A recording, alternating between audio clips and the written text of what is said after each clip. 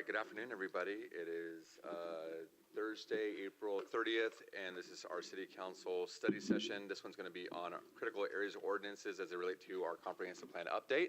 And for that, we'll go to Claire Lust, our Community Development Director. Thank you, Mayor.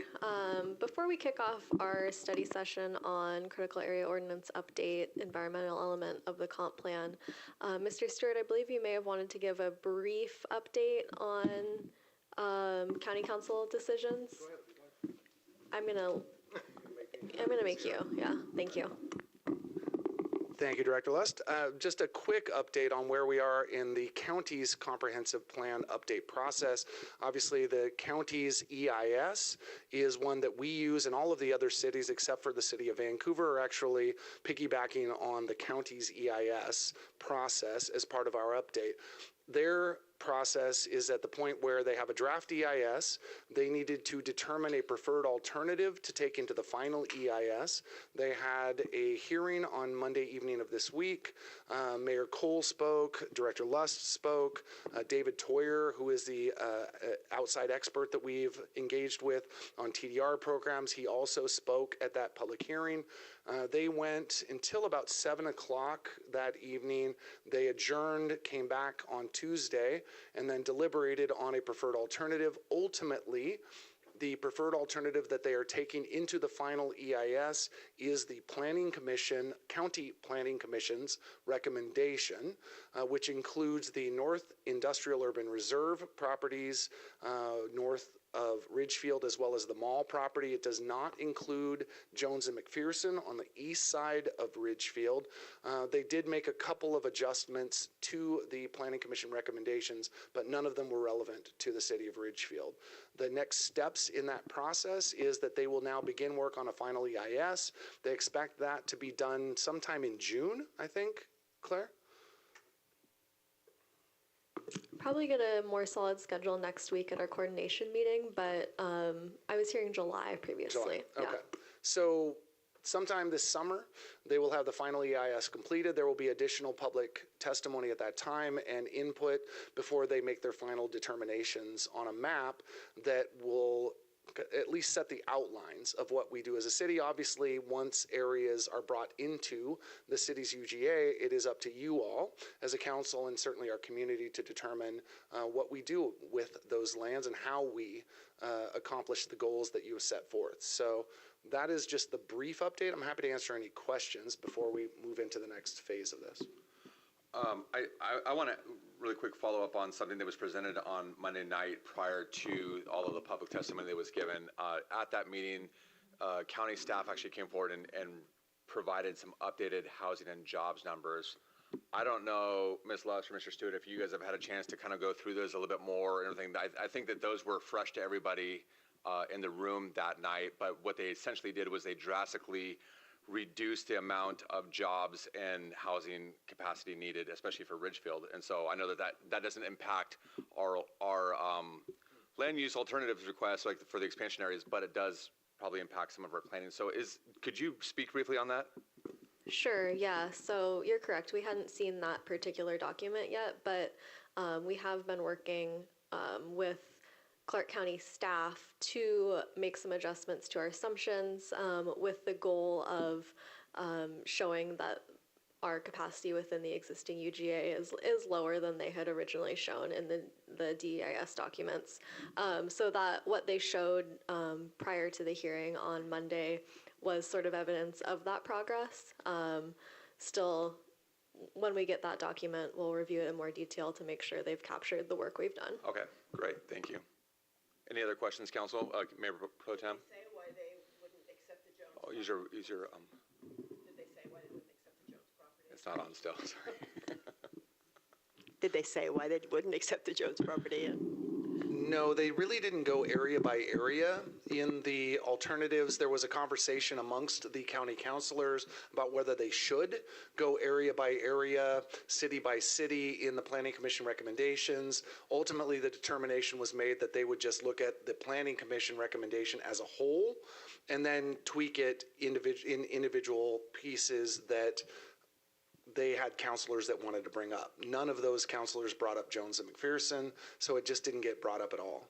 So no, there was no conversation about Jones McPherson. And to be clear, the Planning Commission's recommendations actually excluded Jones McPherson. Correct. So, an alternative Yeah. two. So it was alternative two, pulling that section out of it. So, any other questions for staff before we get started on that? Just real quick, I know that we still have a long way to go, but I do want to thank our staff, city manager, Ms. Lust, and our consultants who have been on board. I know it's been an arduous process, but for us, it's always been about preserving our vision and what we are trying to do here in Ridgefield for the next 20 years. And so coming away from Tuesday morning's vote, I think is a real victory for Ridgefield and our residents to maintain that long-term vision. So thank you, everybody, for that, and thank you, council, for the support along the way. Okay, we can move forward. Great, thank you. So this evening we will be looking at and discussing our critical areas ordinance update. This is work we're required to do as part of our growth management planning, our 20-year comp plan update. So there's the code work itself, and then a bit about how it might tie into some environmental policy in the comp plan. With me this evening is Eric Eisman. Eric's a planning consultant who has been working in and for the city of Ridgefield since 1994. So someone who is incredibly familiar with Ridgefield's history and present, has done a lot of work on long-range planning, including the previous comp plan update, as well as development review in Ridgefield, including on sites with a lot of complicated critical areas considerations. So with that, I think I'll go ahead and turn it over to Eric to get us started. Thank you, Ms. Lutz. Can you all hear me? Yep. And good evening or good afternoon, members of the council, Mr. Mayor, Mr. Stewart. As Claire said, Eric Eisman is my name. I go by Eric, so please call me that if you don't mind. I have prepared some materials for your review, and Ms. Lutz sent out the PowerPoint presentation, so I don't intend to go through this line by line. It's rather tedious, but there's no other way to really talk about code language unless you really talk about the language itself. So what I'm going to do is kind of jump through the slides as we go forward, and I encourage you to ask questions all along the way. It would be helpful for me to have a dialogue so that I can take your information and try to bring it back into a format and a policy direction that you want to go.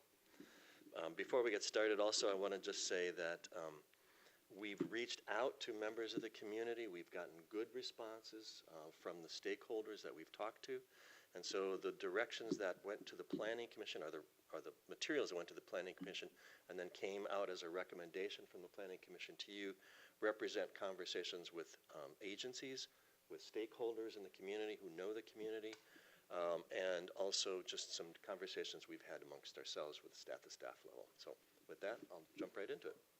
So if I can just say, next slide. Real quick, Eric. Yes. Yeah, just wanted to dive a little deeper on what that looked like. Like, how many people in the POC did we talk to? What is that I can basically tell you this. We talked to representatives from the Department of Ecology, Department of Fish and Wildlife, Department of Natural Resources, Department of Health, the Clark County Natural Resources Program.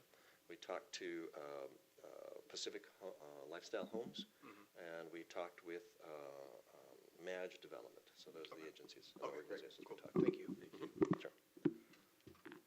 All right, next slide, please. So just some key points that I'd like to emphasize here. We get directions on from the state and the legislature as to what the comprehensive critical areas policies and directions have to consider. Let's just put it that way first. And so these are the things that we're supposed to be looking at. Designation, no net loss of ecosystem functions and values, which I'm trying to address later on here. Relying on best available science recommendations from the agencies, keeping in mind that best available science, like a lot of things in this world, evolves over time. And then also something that's really important is supporting viable populations of fish and wildlife over long-term periods. And of course, the anadromous fisheries are always important in this community, in this state. Next slide, please, unless there's a question. And I will try to ask questions under every slide. If I forget, jump right in, please. All right, so the basis for the comp plan actually not the comp plan, but the critical areas are these things that are on the screen right now. I would just highlight, as we just mentioned earlier, that we did conduct the interviews with the stakeholders. We got a very supportive response from the agencies. I would have to say that I was pleasantly surprised. And they've given us good advice. And they listen to our suggestions. We also, of course, have to look at the comprehensive plan policies, which I'm going to talk about in a little bit later. And then we also reached out to Ms. Lust and other members of your staff, particularly in engineering and parks and recreation, to get some feedback on some of the planning commission proposals. Any questions? Next slide. Good. All right.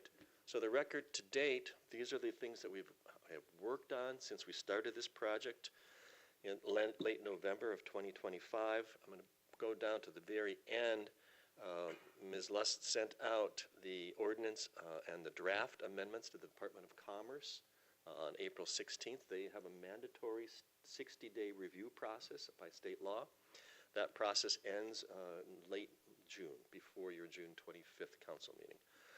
We also, and what we've heard back so far is the Department of Natural Resources has responded already with some good comments. Nothing unusual in what they said. And the Department of Ecology contacted Ms. Lust, and they're willing to get their comments back to us by the end of the SEPA comment period, which is coming up in May 11th. Thank you. So that's good, because I've been a little nervous that we would get agency comments back and then have just a week to respond to that. So they are being responsive. Questions? Next slide. So one of the things you need to do when you're looking at ordinance development is make sure that the ordinance and the recommendations that come out of it are consistent with the comprehensive plan that you all have adopted. That's basic growth management planning. Policies, regulations have to be consistent with your comprehensive plan. So as we looked through it, we went back and looked at these environmental plan policies, EN 1, 3, and 5, and I've highlighted some key words in your existing plan policies. Promote and facilitate ecosystem restoration and enhancement, and then also under EN 5 to form contiguous networks of wildlife habitat. And that's an important, those 2 points kind of drove what the Planning Commission and we've been thinking about, because over time, and I've looked at a lot of development review projects in the city since the 90s, there's a lot of emphasis on setting aside critical areas and setting aside buffers, but if you just set aside reed canary grass and you just set aside blackberries, you don't enhance, you don't restore, and you don't form contiguous networks. And so in some ways, those plan policies haven't really been initialized much as they could have. Now, as we go forward in the next slides, you'll see some orange labels. City, one back if we could. All right, sorry.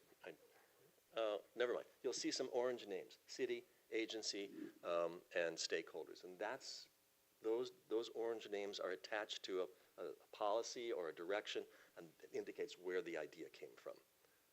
So, okay. Now we're ready for the next one. Okay. So now we're in the proposed comprehensive plan policies for climate resiliency. So we reviewed those as well, and I'm going to jump down to policy 3.3 and 733 and 734, because the language that's proposed in there is to expand habitat protection and improve habitat quality and connectivity. And in 734, it's to provide biological and hydrological connectivity that fosters resilience. So what I'm seeing as a planner is that you've got existing plan policies and proposed plan policies that support each other.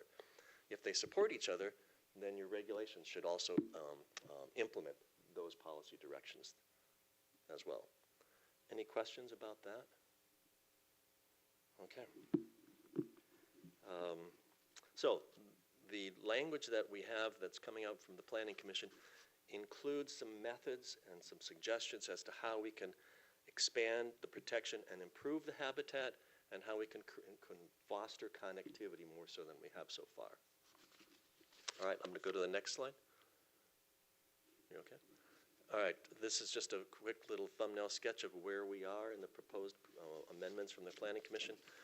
No changes, substantive changes that relate to fish and wildlife habitat, critical area aquifer recharge areas. and wetlands. Those are the big changes that we're going to present to you here in this material. There are a few other minor changes, geology related to slopes. There are some slope hazards in the community. There are some landslide hazards in the community that the current code doesn't really address very well. And then another idea that came through one of the stakeholder interviews, and that's third-party review to help try to resolve some disputes between applicants and regulators. All right, I'm going to move on to the next slide. So the major themes, trying to break this down for you. Again, you can see the orange names. So avoidance, this is something that ecology is very eager for jurisdictions to work on. Avoid impacts to the resources first. Don't go straight to mitigation. So we're going to propose, we're looking at some ways to help that move through the planning review process. Buffers, both ecology and fish and wildlife have new buffers for habitat and for wetlands. But what we are coming with to you today from the Planning Commission is a possibility of creating a compromise situation between the larger buffers that are being proposed and the buffers that you currently have. And I'll explain those a little bit more in detail as we go along. Mitigation, this came again from the city and from the stakeholders. What we're looking at is sort of a sliding scale or a priority of how one, if you can't avoid and you're going to impact, then you have to mitigate. That's the sequencing that we have to work with. So the first priority, going back to the plan policies, current and proposed, would be to require some kind of mitigation on site as a priority, if possible, if feasible to do that, because that improves the quality of the environment in the city, which is consistent with your plan policies. If that's not possible or feasible, then mitigate somewhere else in the city to improve the city's environment. If that's not possible, then the mitigation banks are clearly an option that's blessed by the agencies and are still a reasonable alternative. But the Planning Commission's goal perhaps was to try to find more ways to enhance the local environment first. Not saying only, but make that a priority. Third-party review, the stakeholder came from one of the stakeholders. This actually was Pacific Lifestyle Homes.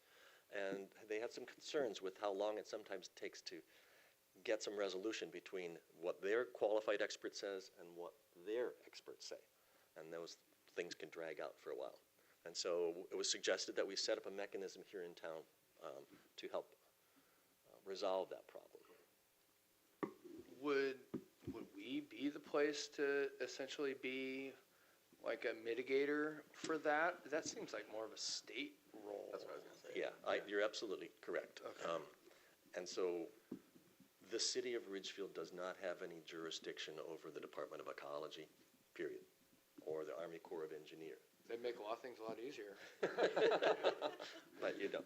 Yeah. But what was suggested by one of the development community is that can we establish a process whereby when they get into a situation where an agency says, well, we don't really like what your qualified expert says, this is what our qualified expert says, can we set up a situation where the community development director can hire a qualified professional to make a recommendation to the community development director, who could then allow the project to move forward in one way or the other. And what that does is it doesn't override the agencies. It just sets them up for an appeal, if you will. Is appeal the best tool, or do we have other tools available to us to expedite that review process? Because I know, like we just were joking about ecology, that can take sometimes 9, 12 months in order to get something back from them. That stalls everything out. So what tools do we have available to us? We have, the tool that I think is probably the most germane is not that effective. Under the state law, there's a 120-day clock. And so once an application is found technically complete, we have to make a final decision within 120 days from that technically complete period. What happens frequently, or has happened, I should just say, in the past, in my experience, is that we get into a situation where there's a disagreement, and then we ask the developer to toll the clock, stop the clock. And then they negotiate amongst themselves. So that's not a very good tool, but that is one that's legislatively possible. This is more for Claire. How often do you think that would occur? Maybe on an annual basis? I'm kind of concerned about how much staff time her being inserted as kind of facilitator / referee, how often that would occur? If you had to guess.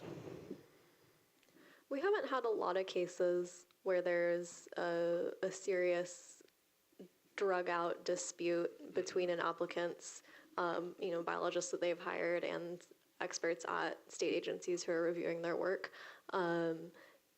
Typically, if issues come up, it's something we can and do just solve at a staff level.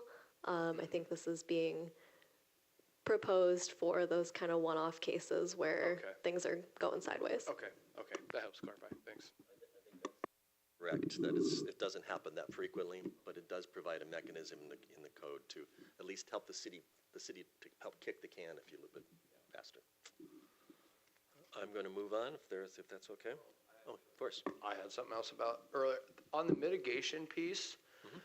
With the mitigation bank and buying credits, what is the cost of that compared to actually paying for the mitigation work in the city? I guess I'm trying to get an understanding. Is it relatively even? Is one of them generally noticeably less expensive to facilitate than the other? I'll take a quick, go ahead, Mr. Stewart. I think it's shifted over time. It used to be that on-site mitigation was the preferred avenue, and it used to be less expensive, took less time. I think more recently, mitigation banks have really taken over the lion's share of mitigation, and it takes years, and we have someone who actually has gone through years of process to get a mitigation bank certified. But once you have the certification of a mitigation bank, it becomes a lot easier for developers to be able to just buy into that mitigation bank and pay for those credits.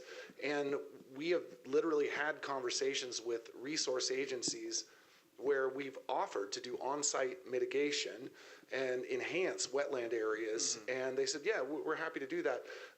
It'll be another 9 to 12 months of process to determine whether your on-site mitigation achieves the goals that are necessary, and you're still going to be paying for it.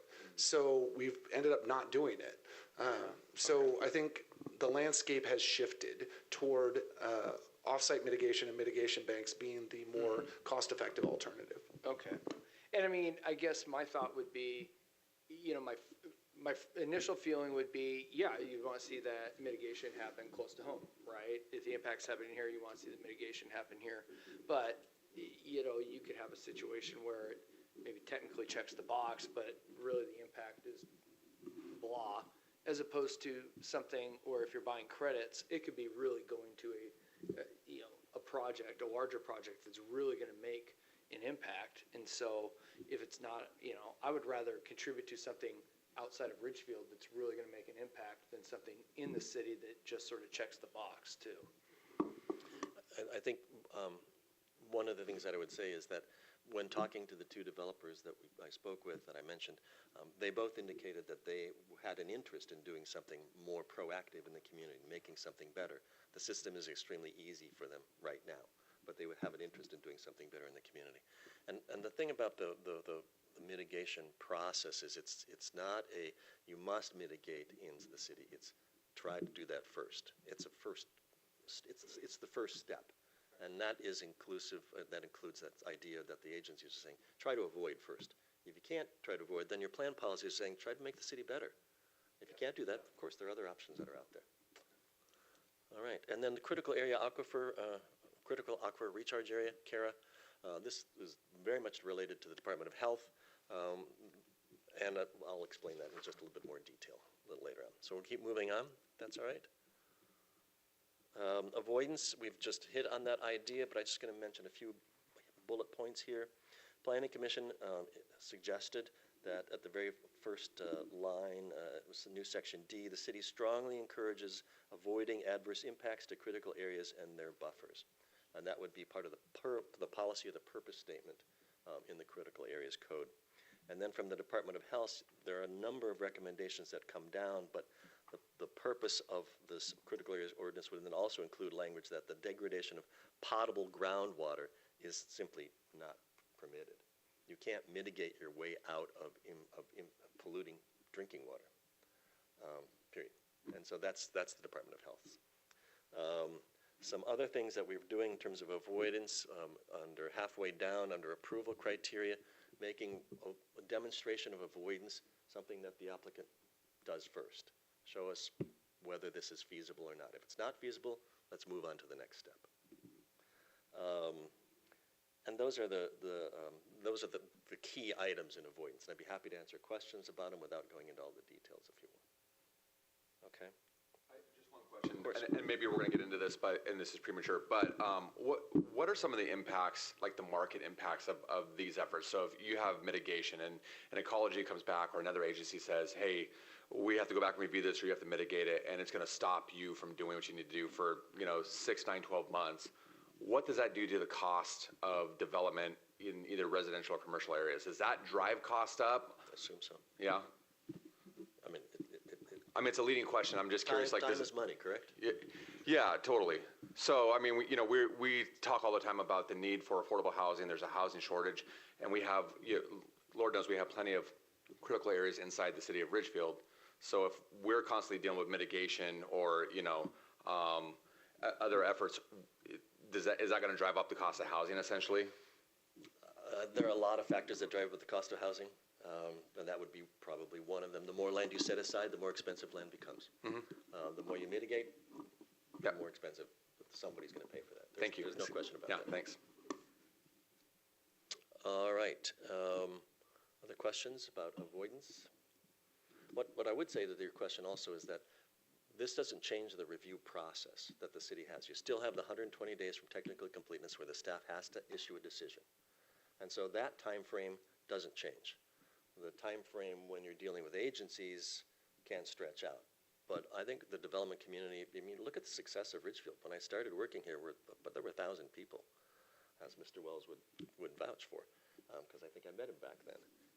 You're a much bigger community now, and you have been following the state law regarding critical areas, and you have been developing, and you're building industry, and you're building colleges, and so something seems to be working.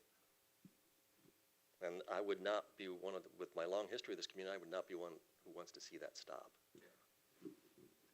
I'm going to move on to the next slide, please. Buffers, another big issue. Again, Fish and Wildlife is saying that we need to prioritize avoidance first, asking the applicant in their development review package, how did you try to avoid? Show us what steps you took. Moving halfway down under approval criteria, again, no net loss of the functions and values is something that city currently looks at, but it's something that they would continue to look at in the future. Under the one below WDFW City, I'll talk about this in more detail, but the Department of Fish and Wildlife has a new regimen for buffers. It's called Site-Specific Tree Height at 200 years. It's a very complicated formula, and I don't really want to bore you with all the details of it, but I'll tell you what it is. But we are offering an alternative from the Planning Commission to what Fish and Wildlife is saying right now, based upon what you currently do that's allowed a lot of development to happen already. The other important part under ecology, the buffer width reduction is strongly disfavored. So the city of Ridgefield has the ability, a developer can take a wetland and can reduce the wetland buffer and can average the wetland buffer. And so the ecology is saying, well, that's really double dipping on buffers. You can't do that. And they're pretty adamant about that. And so what we're suggesting is that in order to be consistent with ecology's direction, we're saying you can't do that on the same segment of the wetland. Because a wetland is like an amoeba. It's got to push out here and push down here. You might be able to average over here and then buffer reduce down here. That's a possibility. You just can't do the buffer averaging and reducing on the same node of the wetland. So I think that probably will work. On questions, I'll move on. I want to get through this. So next slide, please. Mitigation. Again, we started talking about this. and that when the city permits impacts to critical areas, it has to require mitigation, and the priority would be to first look at mitigating within the community. If that's not possible, use the wetland mitigation banks. That's the general theme behind this whole idea. The other thing that I want to mention down here under priority established, city, this came both from the city and from ecology. The city is suggesting that you should look at least trying to do 25% of your mitigation effort on your property. If you can't, you can't. Then try to do it somewhere else in the city. If you can't, move on to mitigation. When I spoke with ecology about this, they said, we're not opposed to the idea, but I'll wait and see what their formal comments are. Some other things that are happening here. There are some new mitigation ratios, which you've seen in the tables that I gave you. They do change the buffer widths for some wetlands, particularly in this community. That's going to have an impact on Category 3 wetlands. And we're proposing some kind of compromise solution for that. And I'm going to stop there and move on to the next slide, if that's okay. Yeah. Okay, keep going. Did I skip one here? Third-party review, sorry. This is that new idea that we were talking about just a little bit ago, where when there's a dispute, the city is allowed to go hire a qualified professional. When I spoke with the development community developers, they said, we'll pay for that because we want to get this thing resolved. We need certainty, and we need things expedited as much as possible. Time is money, as we said earlier. And so that idea came from them as to who should pay for it. When the qualified professional makes the decision, again, the community development director makes the ultimate decision as to what they're going to rely on. Okay, but again, the city has no jurisdiction in binding an agency. Next slide, please. Critical aquifer recharge area. This is one of the more difficult parts of the code to work through, trying to understand what a critical aquifer recharge area is. It's essentially where your drinking water comes from. And so this is why Department of Health is so insistent that you cannot mitigate for impacts to your drinking water. It's just not possible to do that. And they pointed out to me that the city of Ridgefield entirely, and even with the growth boundary expansion, sits atop something called the Troutdale Sole Source Aquifer. And by statute, sole source aquifers are critical aquifer recharge areas. So legally, statutorily, the entire city is a critical aquifer recharge area. But the Department of Health doesn't designate CARAs. You do. And so what we talked about with health, they said, well, you could just designate the entire city as a CARA because it is. We're not going to do it, but you could do that.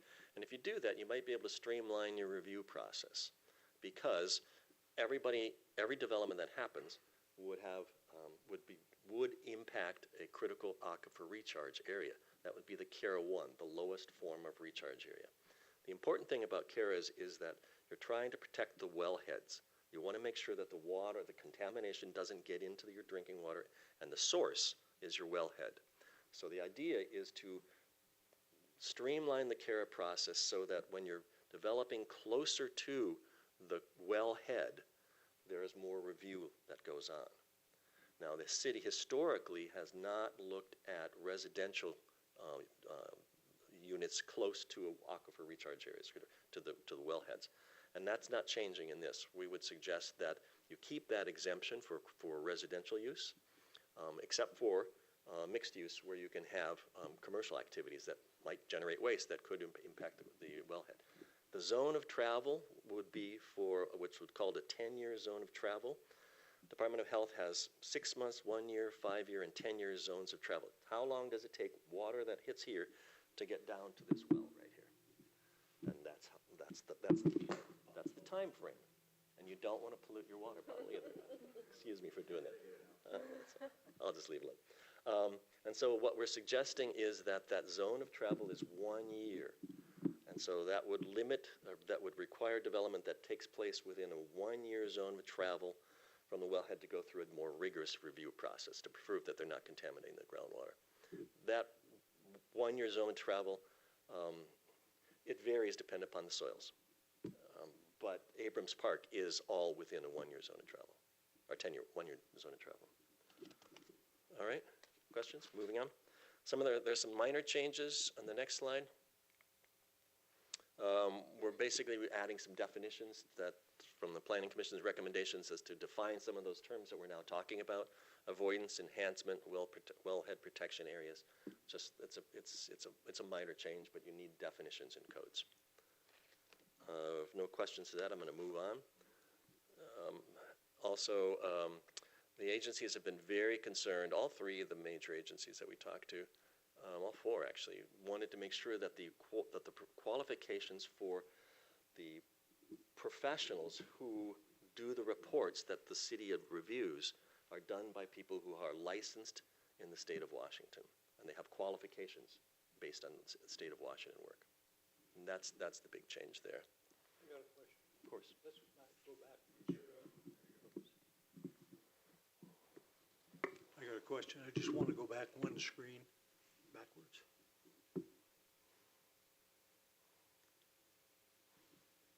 Oh, I saw something about the aquifer recharge areas. That was right at the bottom of that. Right at the bottom. Last screen, and then it flipped really quick. We didn't get to discuss that. Okay. But I don't see it there.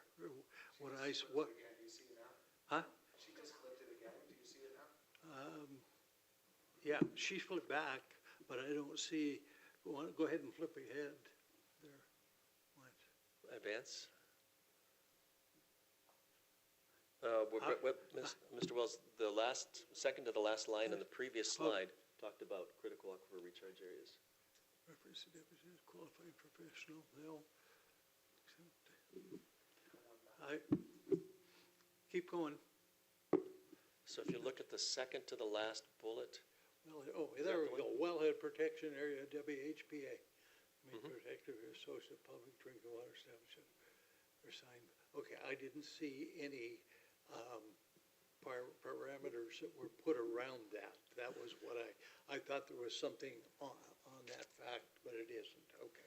the WAC that's identified defines what a wellhead protection area is, and so the city would adopt the WAC. Not any plans. Okay. No, go forward. Very good, thank you. Moving on. Lesser changes, we've done that. Let's do. Over there? Okay. One of the things the Department of Health wanted to clarify, and it was interesting because we were talking about the UGA expansion. They said technically the city only has land use jurisdiction over the city limits, so take out your reference to the urban growth boundary as having jurisdiction over it. When you annex, you do have jurisdiction over that land, but not until that time. Three out of the agencies were very insistent that we identify those 5 critical areas right up front at the beginning of the ordinance, which makes sense.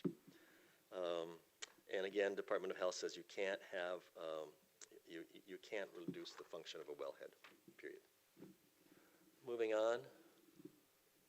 Proposed amendments. This came out from both ecology and from a development review application.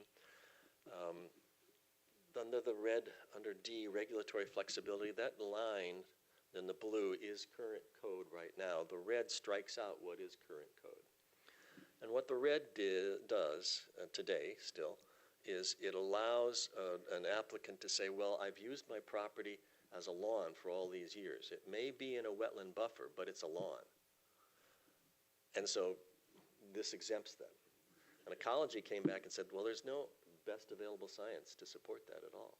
You have to go look at what the soils are, and you have to look at the hydrology before you can say whether it's a wetland buffer or not. Just the fact that you've used it as a lawn, it's true, but it's not best available science. So they were recommending that we take that out. And it also did come up with a development review in the last year and a half, maybe. Yeah, that same issue, and we received that kind of comment. All right, question? Moving on. Exemptions, very briefly here.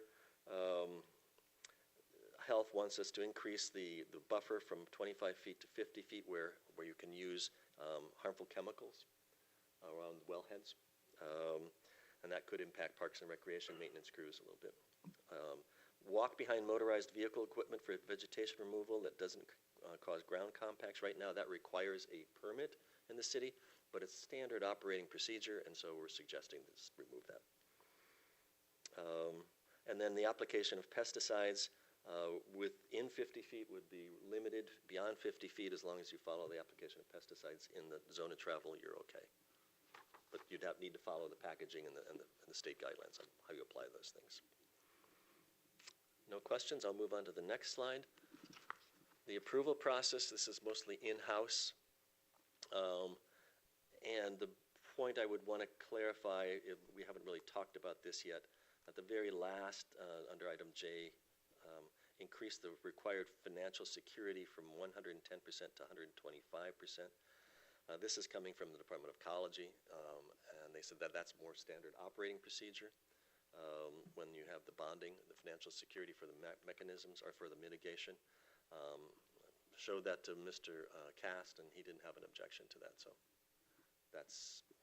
but that is a financial burden that would increase. All right.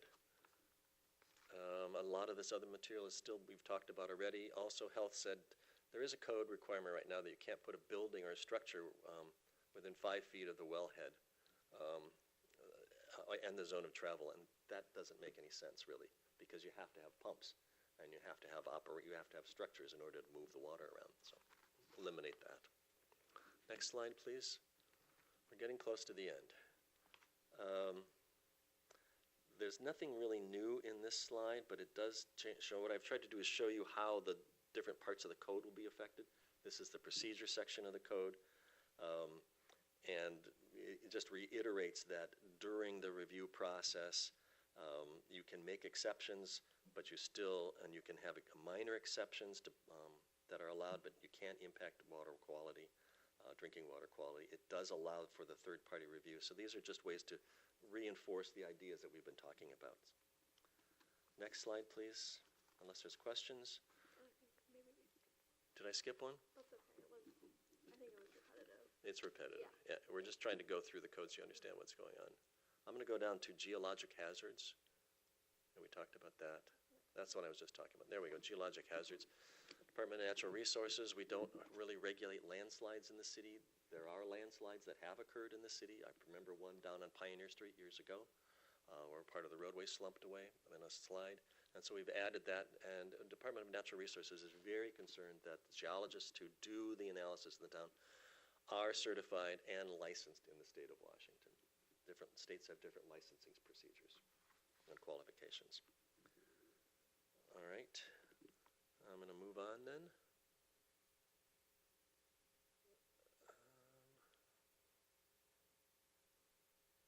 I don't think there's anything really that we haven't talked about in this slide, but we're basically, we're dealing with the approval criteria for a critical area review, and so these are where we backfill into the approval criteria, the things that we've been talking about. I'll move on.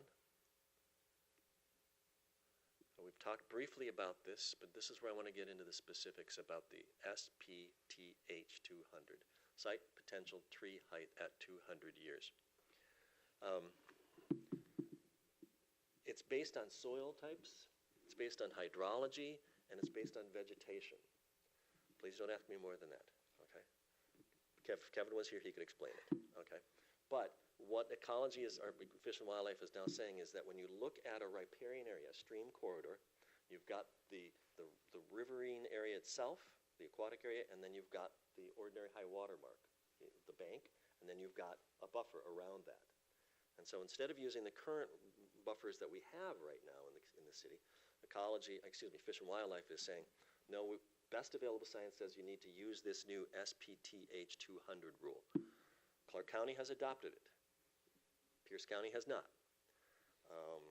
What do? I talked to the agencies about this.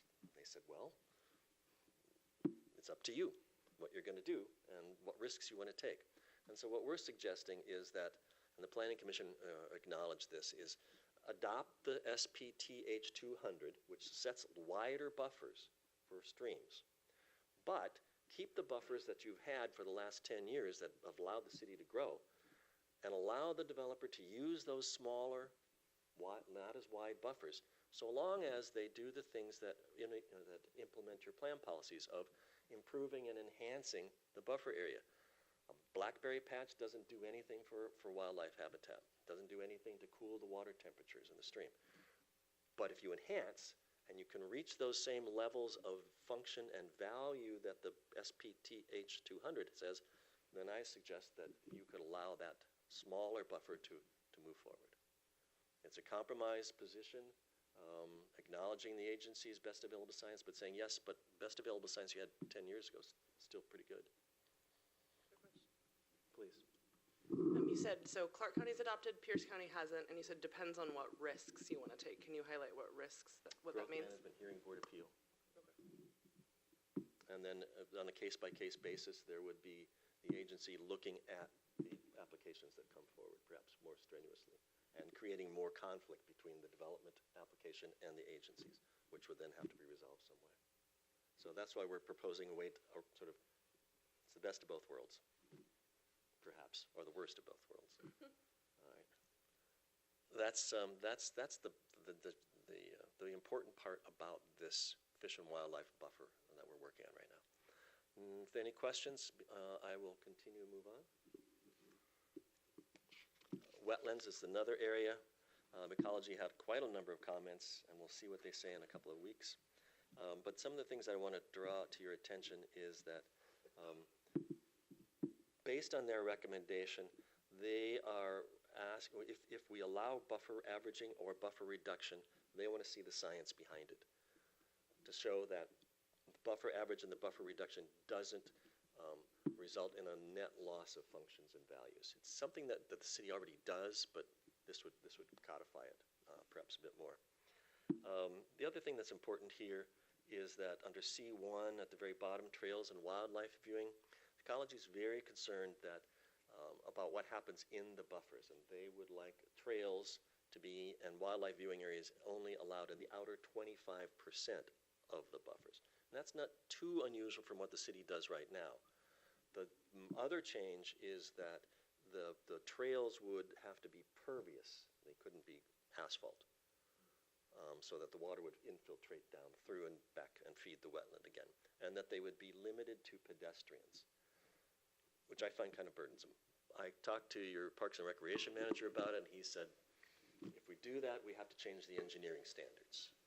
I said, does it impact your long-range plans for your parks, your trail system in the city? And he said, well, we still have the trails, but it does limit who gets to use the trails. Well, yeah, I mean, and that turns into an equity issue, because we had this conversation not too long ago where we were talking about our trail system and wanting to make sure that as many trails as we have in the city are accessible to people with disabilities, and the way you do that is pervious surfaces. And so is DOE taking consideration into those types of, I guess, repercussions that are involved there? Yeah, sorry. Was jotting down a note about that too. I think the short answer on that is no. I will add that our current standards, we do require trails and buffers to be pervious. That can include something like a crushed gravel that is a bit more durable and usable than like a hog fuel wood chip kind of situation. And currently we allow trails in buffers full stop, not limited to an outer percentage such as 25%. So just to reiterate what the difference would be if we were to fully adopt or not fully adopt these recommendations. Okay. I've got a comment. And my comment is that the city does not, in some instances, it sounds like we got a double-edged sword, because you do not allow gravel to be considered as pervious. You put gravel down and it's impervious, or if you put asphalt down, it's impervious. So I guess what I'm trying to question is that we're talking about putting gravel down on the trails, and yet in another instance, on the other hand, it doesn't qualify for being impervious.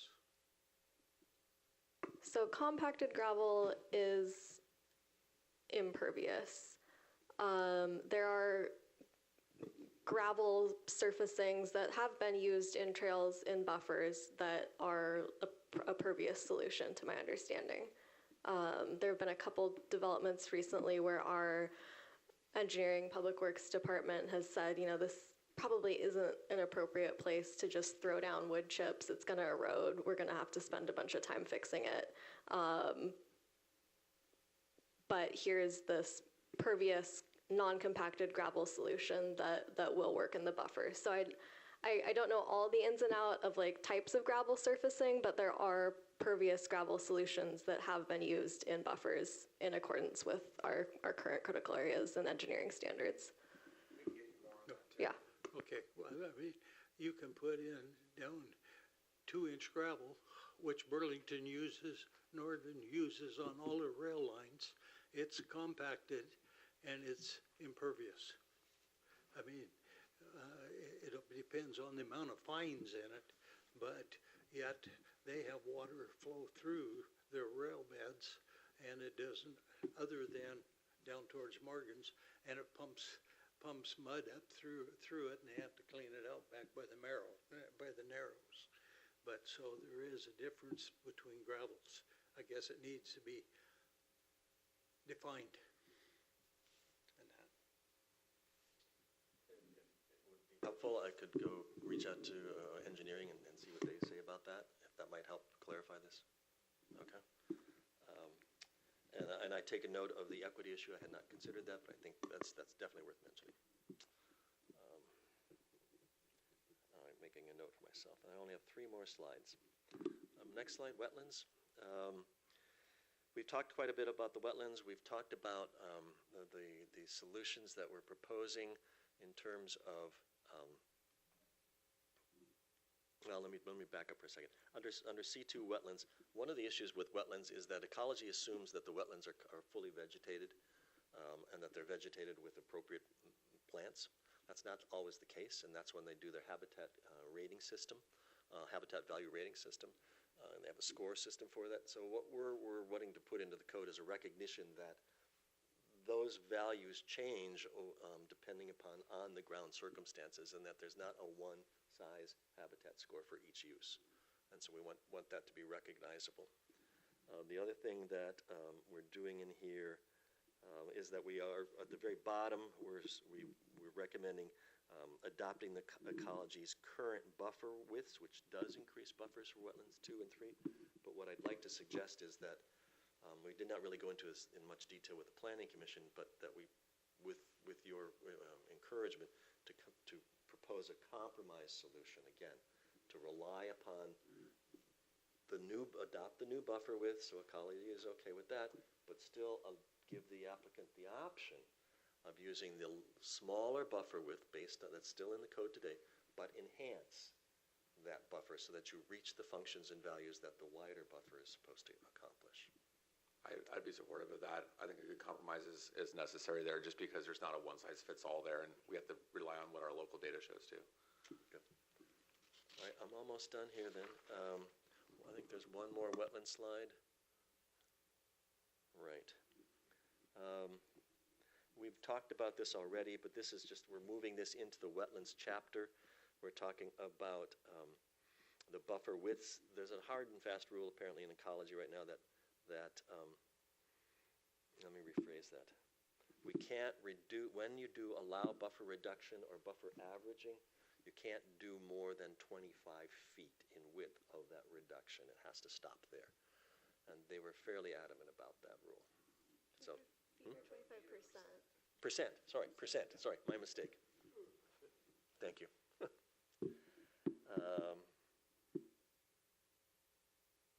I think that the other thing that I would mention is that we're proposing a new table. This comes from ecology. Strategies for avoiding, under the new table near the very bottom of the slide, for avoiding impacts to wetlands and for enhancement. And those strategies include, what kind of lighting do you put on there, which is compatible with your dark sky regulations? What kind of fencing do you put on there that allows habitat migration? Those kinds of things that can basically enhance, in ecology's mind, the buffers and the wetlands themselves. I'll move on to the last slide then, if there are no questions here. So the next steps, we are at the April 30th point right now. In May, I believe it's going to be the 28th of May, there would be the first reading, and then there will be the second reading on the 25th. The 60-day comment period that we're required to observe ends on June 13th. So that's 12 days before final reading and hopeful adoption. And then under the state law, you have 10 days after adoption to send all of your materials up to Ecology and the Attorney General's office. So what I'm hoping is that if there are suggestions as to how to improve what the Planning Commission has recommended, that you give us some direction so I can come back to you for the first reading with some guidance or with some recommendations. It's a lot to digest. It is. Yeah. I think I would just suggest, sorry. So, Mr. Stewart, if we were to accept this, does this have any adverse effect on our project for the community center? No, this is actually the conversations that are occurring right now with the Department of Ecology reflect a lot of this work. So a lot of the conversation we're having right now is how can we enhance buffers to minimize the identified buffer areas, but provide the same function and value. So a lot of what you see here is already being reflected in the conversations occurring. Thank you. Our project's already vested to the current code, so none of these proposed changes would challenge that review process. Yeah. It sort of, but there's a 401 permit that Ecology is actually working on for 401. Yeah. So the 401 permit that Ecology is working on, 404.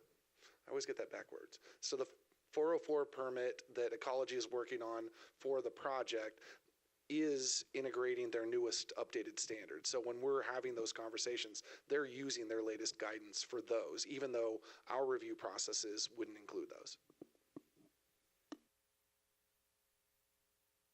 All right, thank you. It would be my hope that if we go down these paths of the compromises that we've been talking about and the on-site mitigation preferences, that this would apply to future projects, not just city projects, but to all developments that happen in the community. And hopefully it does more to protect the resources and also allow the development to continue. I think that's kind of, I don't want to speak for everybody here, but that's been sort of the way that we approach things is how do we maximize efficiency and getting something done, but also making sure that we're protecting the critical areas and doing what we do just to be good stewards of the land around us. Would council kind of agree with that as finding like those compromises are worthwhile to pursue? Yeah. There's a lot of dense material in here. One of the things that would be helpful for us at a staff level is what are those concerns? What are those concerns from a council policy level that you have, whether it is the protection of the resource or it's the equity or it's the affordability? What are the things as you're looking at this that you're thinking about that I wonder how this affects that? I think of the things that you just mentioned there, the equity and the affordability are the two that stand out to me. I made a couple notes on here, and then the mayor mentioned, asking about development costs and stuff like that. So that was a concern, and just like even the mitigation requirements, like limiting feasibility, if that's going to favor larger developers versus smaller ones, just those are concerns that come up for me. That's a really good process point in that is how are we making sure that our processes do not negatively impact smaller builders, developers, and positively impact those larger ones that can afford the people, the plans to be able to just work through it. Yeah, and I think the word that just keeps coming to mind for me is just efficiency and like not necessarily reducing the regulatory environment, but making sure that it is sustainable on the development side too. Because as a fast-growing city, there's always a lot going on, and like you said, time is money. And when you stop, that drives up affordability. That creates all sorts of kind of backup issues. We don't want to do that. The way I see it is, I hear from builders and developers all the time how much they love working with our city just because of the level of service we can provide and how we can be quick and efficient with it. I know that a lot of these things that we were talking about are more kind of above the municipal level and out of our control, but anything we can do, I don't want to give another inch on those things if that's going to create more constraint on the local level, you know, to get done what we need to get done.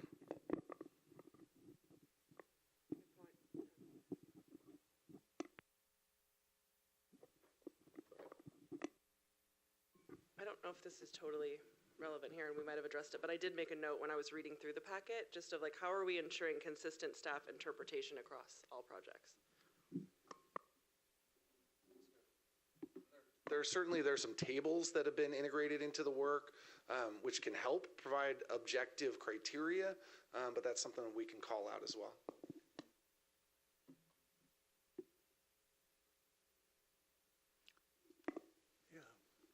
I can see where some of these rules are counterproductive. And some of them, where I'm coming from, I went to Wilco today and bought 2.5 gallon jugs of Roundup, not Roundup, excuse me, Crossbow. Crossbow to eliminate blackberries. What I hear Eric say is you better let your blackberries grow on the development side, because you can turn around, take them out, and use that for mitigation for as increasing the buffer where you got standing trees and that. So instead of it's counterproductive where people are trying to eliminate the blackberries so the birds aren't scattering the seeds all over. Now, I guess you better let them grow, because if you got a buffer there, then you get a buffer encroachment out farther. Then you can mitigate by taking the blackberries out. That's what I heard in my head. Comment?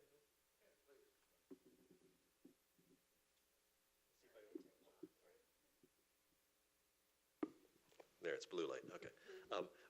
What the Planning Commission and what these documents are suggesting is that leaving the buffers in just blackberries is counterproductive for habitat values. Definitely. So and if you're going to, but the goal would be to enhance the buffers using native plants, native materials that create the functions and values that you're trying to obtain. The blackberries don't create any lasting functions and values for habitat or for stream cooling. I agree. So you want to get rid of them. I agree. But I'm getting rid of the blackberries, so I won't have that option to enhance, because I'm taking care of it now rather than doing it down the road. I'm looking at a developer's side of it. So I would suggest that if you or the person takes all the blackberries away, and all that's left is shrubs or grasses, whatever those are, you still have the opportunity to plant native materials that are appropriate for that riparian area or that wetland. That would be the enhancement that you're looking for.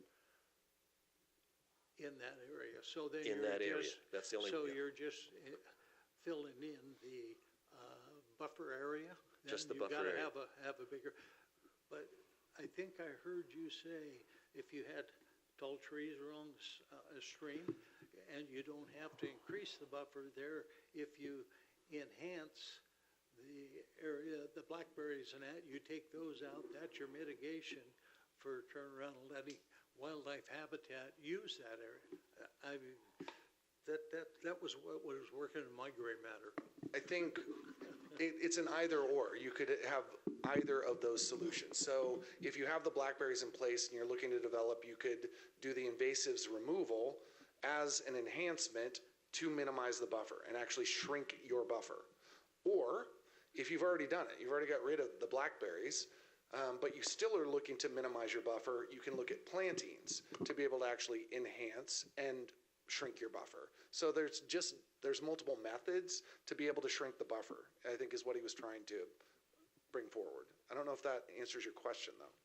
No, I think I better leave the 2.5 gallon jugs sat on the shelf till down the road when I need to do the enhancement, and then I can turn around and make use of it there.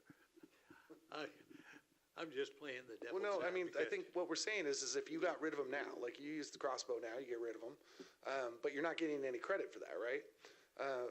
what we're saying is then later on, if somebody came in to develop it and there's the buffer, well, then you do some plantings of native grasses or shrubs, and that can shrink your buffer. So there's extra work that you would be doing. You would not be getting the credit for the invasives removal on that. Right. That's true. Yeah, okay, thank you.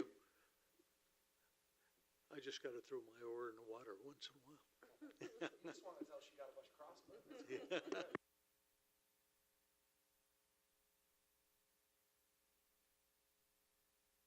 What other kind of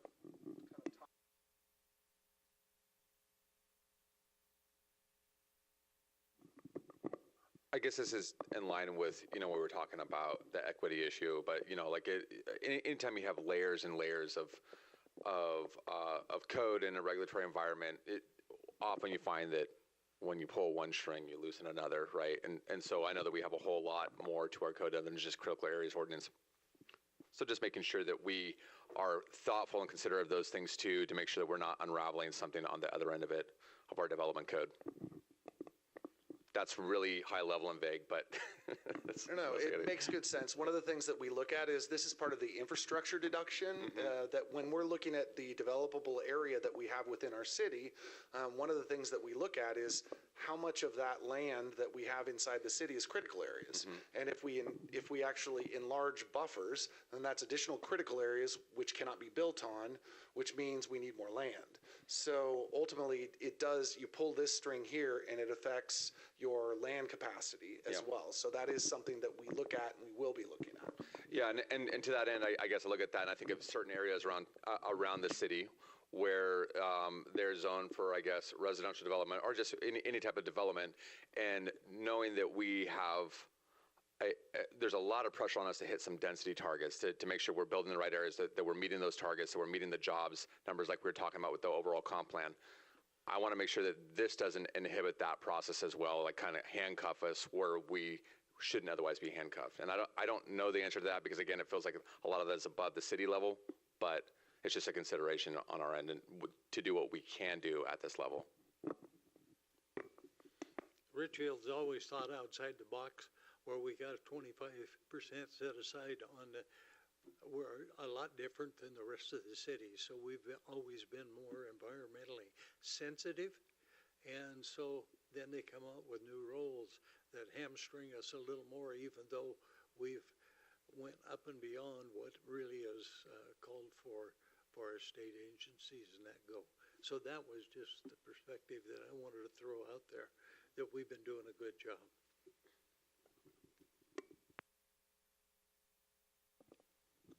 Other thoughts or questions at this point, Council? Councilor Wells, you just mentioned something that we may want to actually think about is with the 25% parks and open space set aside, half of that has to be active, half can be passive.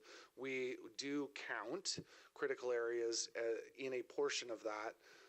If there are enhancements within those critical areas, I'm wondering if we might be able to actually create credit for that within the developed environment. So as part of the 25%, that an additional percentage could be the critical areas or open space or non-active if it was enhanced. But basically, if we're looking at the function and value of the area, if we say, all right, you have this area that's critical area, you have these buffers. Well, if you enhance these buffers, maybe you get to count some of that as part of the active space. And without prejudging the outcome, just thinking outside the box, what could we be doing to actually achieve a better result, meet the ecology guidelines, but do it in a way that actually doesn't negatively impact affordability or capacity. So we can look at some different ideas for that if that's of interest. Okay, all right, we can bring some ideas back. Yeah, to that point, I would guess that the answer may be yes. We're currently in a lot of PUDs, folks are building pervious trails and buffers, and that is counted as part of their active open space. So there's already an overlap there that seems to be working pretty effectively.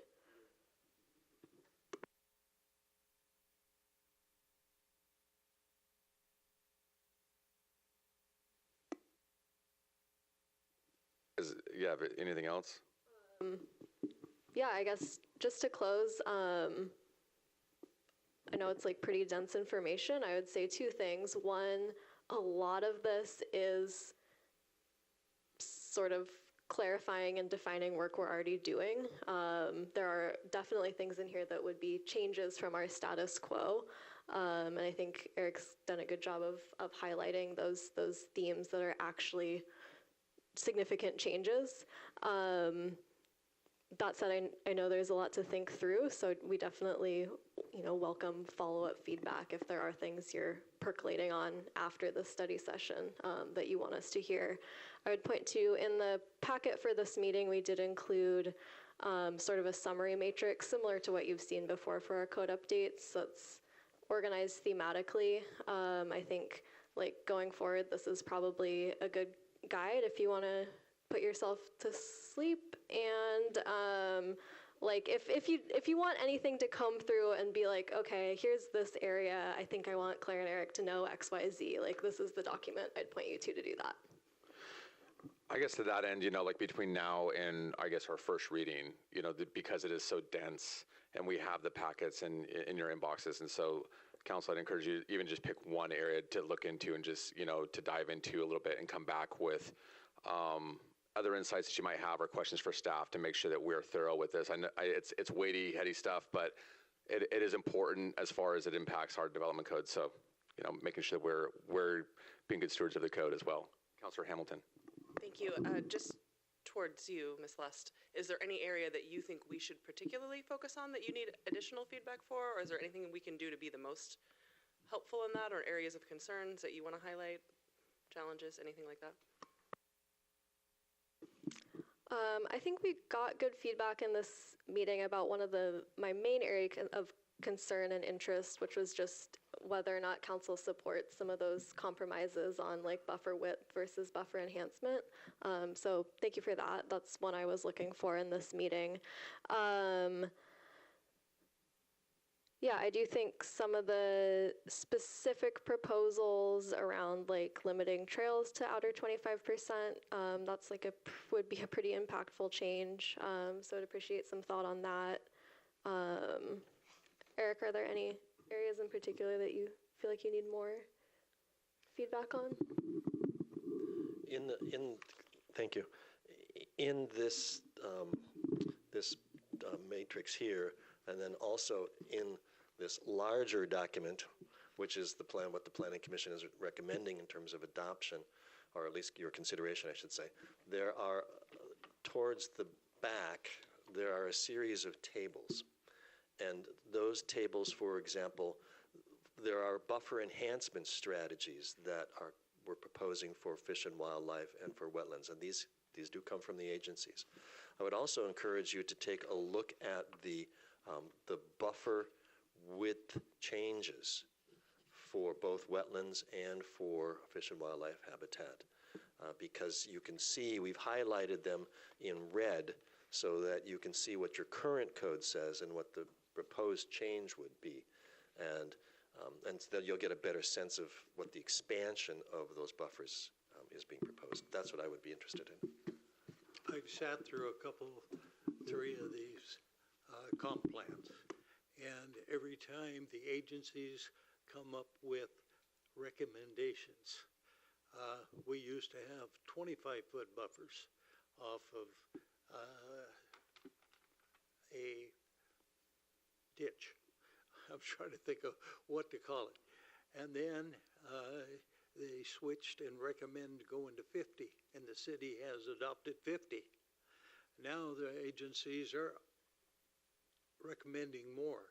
They never do quit asking for an ask, and if you don't question it, they go for it. I sat in Olympia in testimony with the Farm Bureau when they were talking about wetlands originally, and they talked about the efficiency or I'm going to say the side of the road, off of a road, and what it took to filter the water out. I've got a prime example for you right now. And back then, they said 5 feet to 15 feet, it almost had it perfect. I mean, it almost filtered all the water out. When you drive to Vancouver tomorrow, next day, I didn't know this was coming up, but I'd been looking. You watch along the asphalt, all the pollution that comes off the road. There's about a 2 feet, maybe 3 foot yellow strip like somebody had sprayed, but it's pollutants. After that, it starts turning green, and within 10 feet, you got 1.5 foot tall grass. Look, just what I'm saying. I made a comment to my wife 2 days ago. I mean, you got the yellow zone, you got an impacted zone, and then you got grass that's normal. So, and we've got just a little short area there. Eric, when you go home tonight, take a look. Okay. It was 2 days ago. Okay, I'm done. One more area, just because I thought of it, that would be maybe good to have some more feedback on going forward would be that mitigation sequence. We have the Planning Commission recommendation, which is in our materials, to do on-site mitigation first, at least for a certain percentage of the work, followed by in-city, followed by mitigation banks. And then on the other hand, we have agencies, pushing for continued prioritization of mitigation banks. So it would be interesting to hear a bit more of what council thinks about that. And my last comment will be that the large packet Eric just held up for you is not in the packet for this meeting because it was way too much information, but that is the full underlined strike through code amendment. So if you'd like, I can send that in an email to council so you have that document. Okay. Please do. Okay. Sounds good. Thank you, council. Thank you, Claire. Thank you, Eric. Thank you, Steve, for all of this information today. Lots to go through between now and first reading, but we do appreciate it, and it is important. So thank you very much. And with that, we will conclude our study session. So this meeting is adjourned. Thank you very much.